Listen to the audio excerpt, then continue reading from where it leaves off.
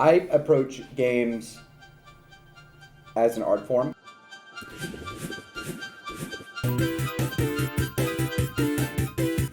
You know, that's why I'm going into making games. I think we've done so much and we could do so much more with it. Hello everybody, my name is Mark Block.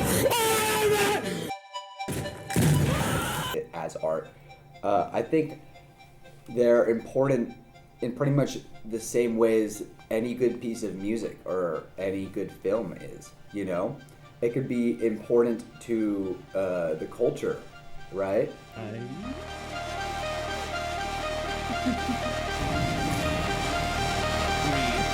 game field, The Legend of Zelda Breath of the Wild. It could be games which really push forward what games can As my body is ready.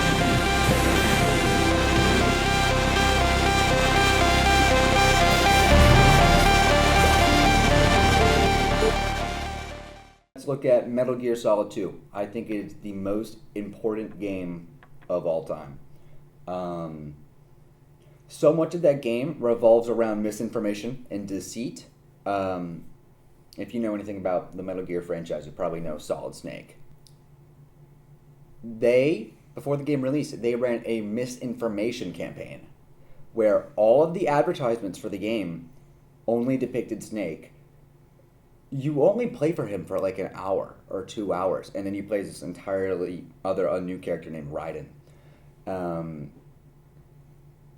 So much of the game revolves around the control of information and AI, even. And this game came out like pre 9/11. Yeah. Right? So we're not even at the dawn of thinking of AI. The game is so heavily entrenched, and what happens when you have these big governments and these big corporations making decisions for people not in their control? What do you do when you're always being watched? How do you know you're always being watched? How do you know what you're hearing is true? How do you know what you're seeing is even true? It calls into question so many themes and socially relevant topics, which as time has gone on, the game has only rung more true. What they're kind of doing with that is they show you all these facts and they just ask questions. And I think that's why that game is incredibly important and why that game is important. I think if everyone in society played Metal Gear Solid 2, we'd all be better people because of it. Yeah. Encompassing. If it's important to someone for some reason, I think that's valid enough to call it good art. It's huge. Like, I have met, like, legitimately some of my closest in real life friends through games. I think it supersedes even going up to someone and being like, hey man, what kind of music do you listen to? Which, like, that's already a good way to meet people, if anyone was curious. Gaming is widespread and mainstream enough to appeal to so many people, and it has the ability to be extremely niche at the same time, you know, and that allows these pockets of the internet to spring up, people bonding over like one character in one game. You know, like and going back to even like the increasingly digital age we live in, I think a lot of us become disconnected from others, or, you know, real connections are hard, and it's easy to kind of hide behind the anonymity and not feel anything, or hide behind the anonymity and be mean to others for no good reason other than the fact that you can, with no repercussions. And I think just that these smaller spaces that gaming creates on the more personal level are a good way to combat that, because we can't necessarily turn off all the servers and go back to the Stone Age.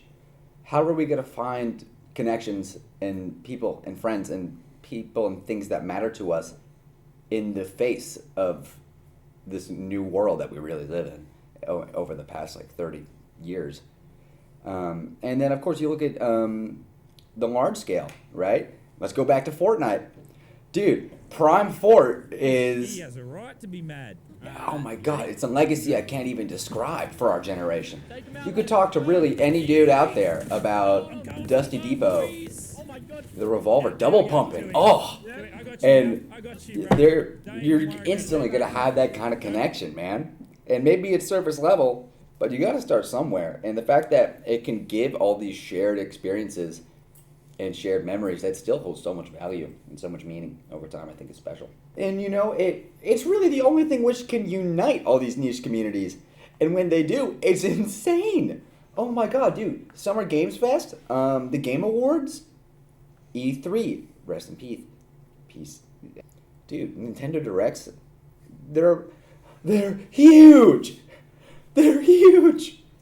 It's insane. I've never seen... Look at when Smash was coming out, dude. It's something that everyone can get in on, even people who don't play Smash, because it's just theorizing about who could be in, because it could be anyone. You know? It's... How often do you see, like, anything like this? You just got up smash.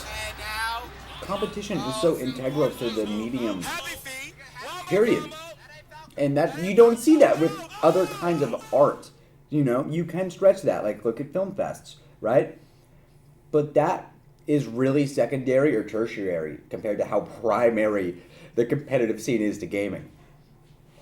Evo Moment 37 is talked about, it's like the shot that rang around the world, bro. Yeah. If you're in the gaming scene, you know Evo Moment 37. You know, you might not know Justin Wong, you might not know Daigo the Beast Umehara, you might not know Third Strike, you know Evo Moment 37. And it's just, oh my god, dude. Even if you're not into competitive games, the scene in the culture, in the community, it is so pervasive.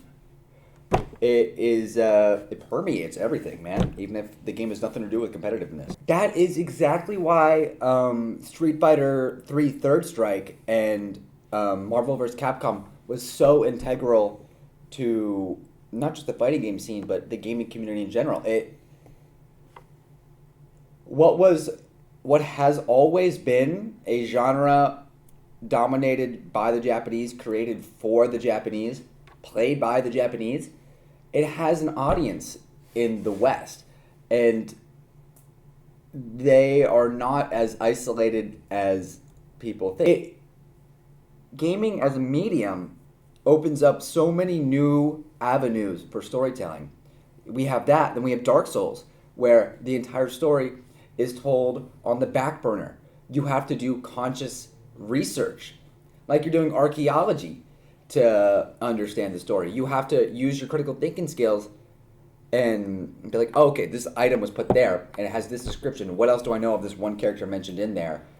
What could these connections be? They don't give you all the pieces. You have to figure them out yourselves, and it's so much more rewarding and engaging that way because it's so player driven. You know, we have explored great depths of what stories can be when you're just sitting and watching or sitting and reading.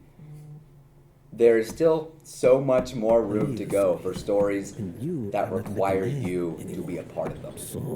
And whether that be like a self-insert thing where you choose, make your own choices, you have to put in something. You have to make an actual investment, whether that be your time, your thinking, button presses.